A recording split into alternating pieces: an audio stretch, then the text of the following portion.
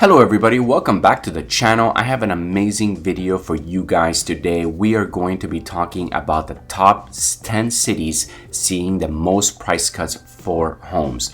Now guys, as you know, if you're in the market to buy a house right now, I mean, it is looking like an amazing opportunity because the house prices are about to drop a lot. I mean, I'm thinking there's going to be a huge market crash.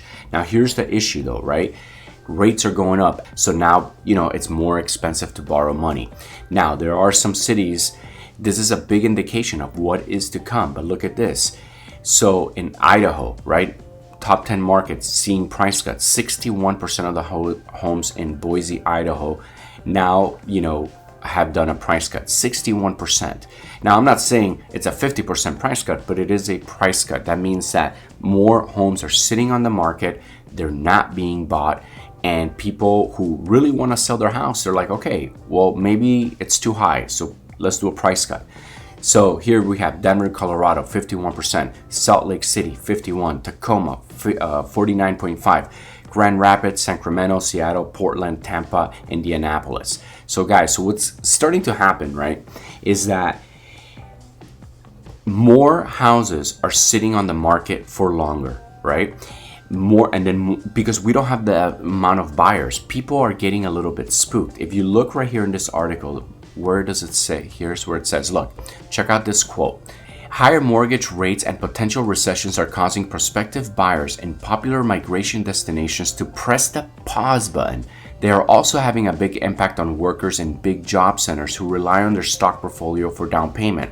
So just to give you an idea, when my wife and me bought our first home, right, we basically, it was great because I had a lot of money in the stock market, and it was right after kind of like a boom.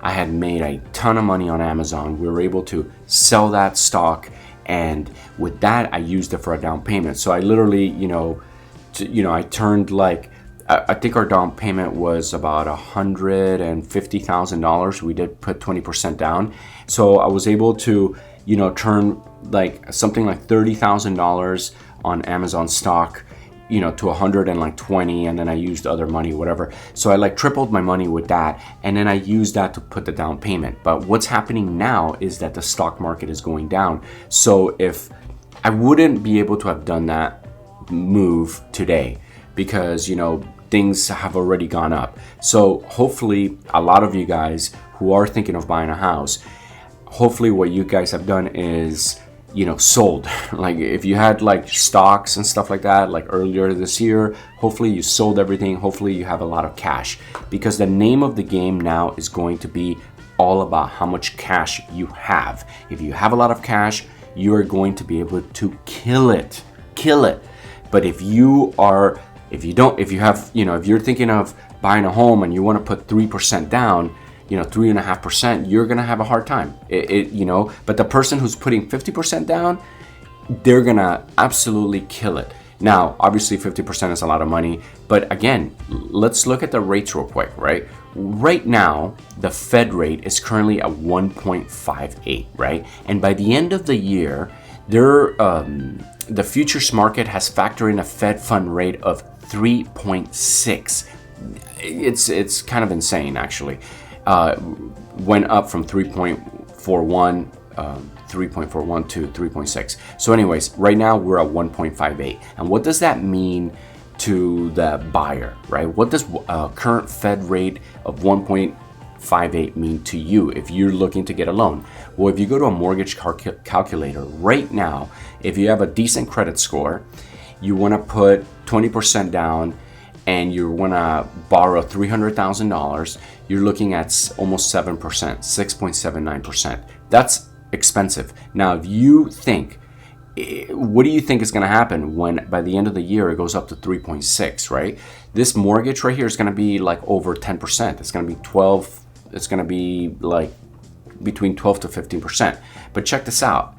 Unfortunately, in California especially, houses there, you can't buy anything for $300,000, right? So let's just be more realistic, and a house here is going to cost you $800,000 if you put 20% down. Okay, so you're going to need a jumbo, and you could get it for 5.46. Point of the story here, guys, is that you want to try to save about as much money as possible, right?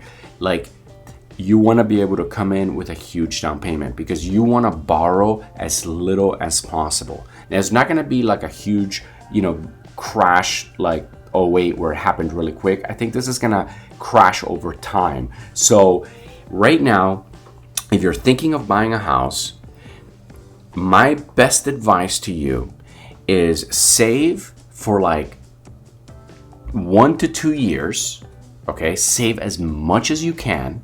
Okay, don't go out buying jet skis and boats and cars and accessories. No, forget about all that.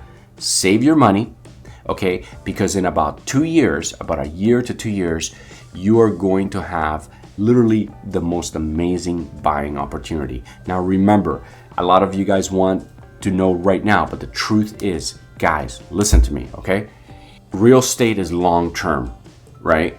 You want to be able to get in as low as possible. You can always refinance the mortgage, right? That means that it is better to buy a house that is a low price with a high interest rate than a high price with a low interest rate, okay? Why? Because if you buy it at a low price, as soon as the economy, takes a dump in the future, you could always refinance your house, right, to a lower interest rate. And then when you buy it at a low price, you're going to be paying lower property taxes. Remember that. That's very, very important. The higher you buy, the higher your property taxes. And let me tell you something. These people, like at your county recorder's office, it's almost impossible for them to lower your taxes, man. They're fighting with them to lower taxes is a nightmare. So you really want to buy as low as possible because their added benefits are great, okay, for the future. So really, guys, save your money. The big crash is coming. Well, like I said, it's not going to be like a quick crash, but it is going to be a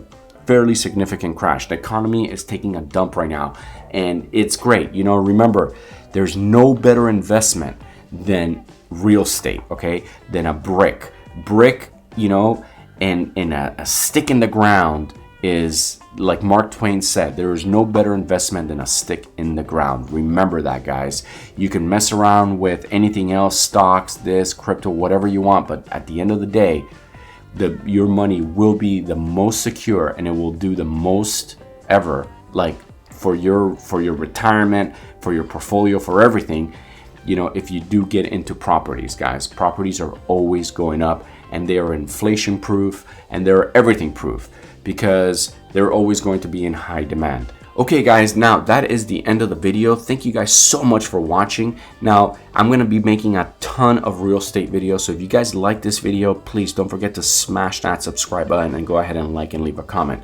Thank you guys so much for watching. I love you guys, and I'll see you on the next video.